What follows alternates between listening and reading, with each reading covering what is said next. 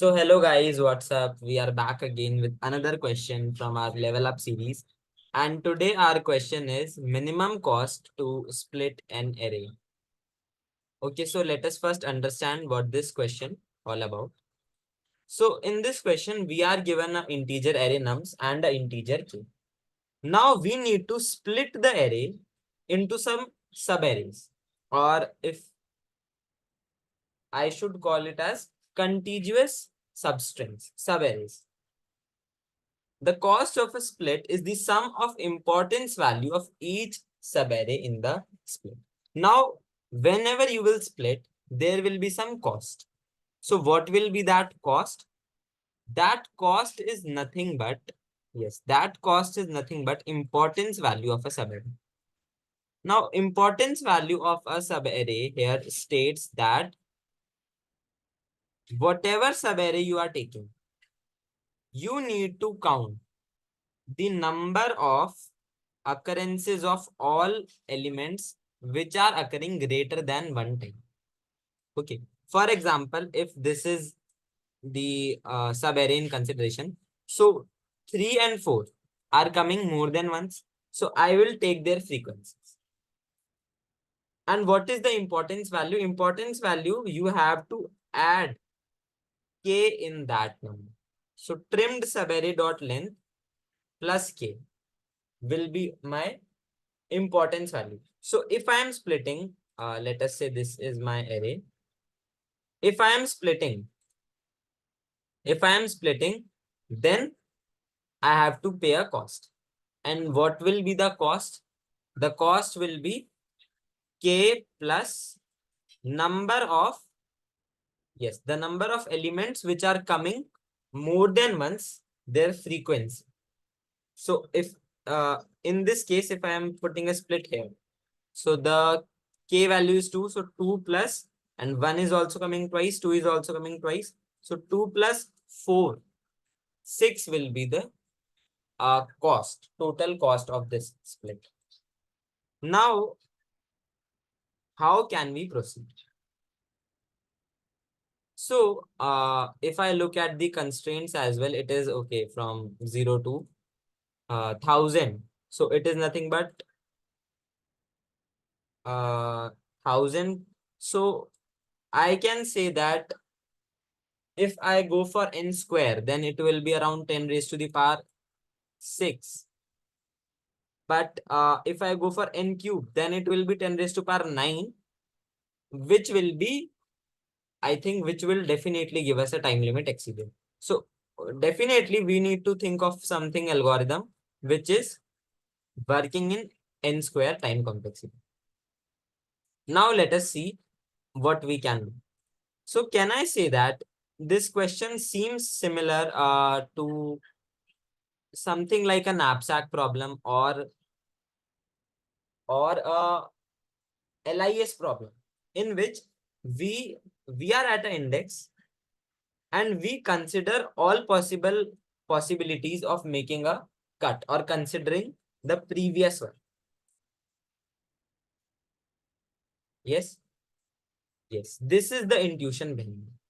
So this is a clear-cut problem of dynamic programming, and in which what am I trying to do is that for every index, let us say, forget about this whole array.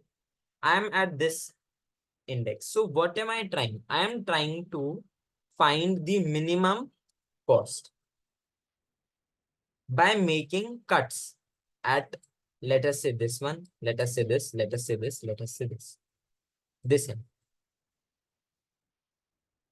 one. Just a second. For example, if this is the subarray 1, 2, 1, 2, 1, 2, 1, yes, 3, 3. And I am at index, I. Now I might have reached index I by, let us say, no partition. Let me change a color. Let us say no partition. Or I might have partitioned here and the previous one would have been this one. I might have last partition here and the previous one would have this one. This holds a berry. I might have partitioned here and this holds a berry. So are you guys getting where it is heading? Can I clearly write my state? Can I clearly define my state? So I can define my state as if dp of I is my state, what will it represent? It will represent the minimum cost. Yes, the minimum cost up till index I. So my dp of I will consider this. Now, in order to accomplish this, I can have my previous cut. So I have defined my dp of I. Now I have to define the transition. That is how dp of I or dp of I minus 1 or dp of I plus 1 is related. Yes. So I can have my previous, just a second, cut as possibilities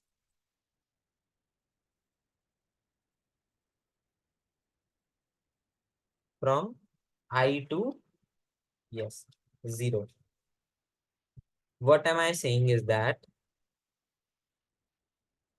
if I am at index I, then I could have partitioned the last one here. I could have partitioned the last one here. I could have partitioned the last one here. So can I say that clear cut, my recurrence will be something like dp of I will be minimum of, dp of I will be minimum of dp of j minus 1. I'll explain it. Plus cost of consideration from I to j, and where j belongs to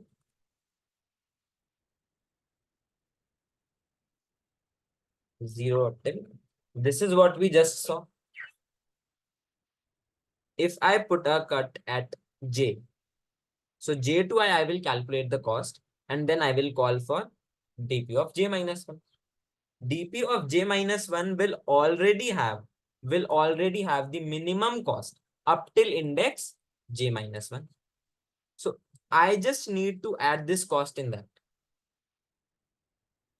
Does this make sense? Does this transition make sense? So if it makes sense, everything is very, very clear. The next thing we just need to check is that how can I find this cost? How can I find this cost effectively? Because we saw that we have to do it in n square. So let us now see the code. So I just refreshed it in order to remove PageMaker. Yes. So the code is kind of straightforward. So I will have my DP assigned to int max. I have clear definition of a state. That is, what does DP of I indicates? DP of I indicates the minimum cost up till ith index. So I am very much sure that I have to return DP of n minus 1. That is also very, very clear. Now I will iterate from 1 to n. Okay, so this is sort of a base case. DP of 0, if there is only one element, that will only occur once. So DP of 0 will clearly be k. Now I will start from 1 and just see what we are doing. So at every index I need to check for I minus 1, I minus 2 up till 0. So I will have a loop from I to 0 and I will meanwhile calculate the cost itself. Now consider that I am considering only, let us say, okay, just a second. This is good.